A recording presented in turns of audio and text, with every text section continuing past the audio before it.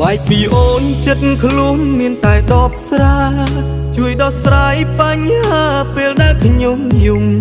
អូនមានសេរីភាពបងដូចជ័រធំ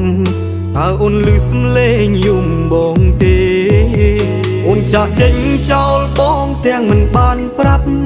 បងឈឺចាប់ពេលឃើញអូននៅក្បែរគេបងអស់សិទ្ធគ្រប់យ៉ាងបានត្រឹមមើលថែបងចង់ឈួតលប់ឡាយហើយណាអូនអើយ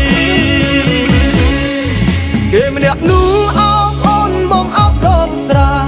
ផឹកយ៉ាងណាក៏មិនបានការឈឺចាំឡើយរត់តែផឹករឹងឈឺលើដើមទៅហើយអូនប្រែហើយក្បត់បងដើម្បីអ្នកថ្មីព្រោះតែអូនម្នាក់គត់បងចេះផឹកស្រាចេះឯកាចេះឈឺផ្សាចេះជួបារីបើបងស្លាប់នោះ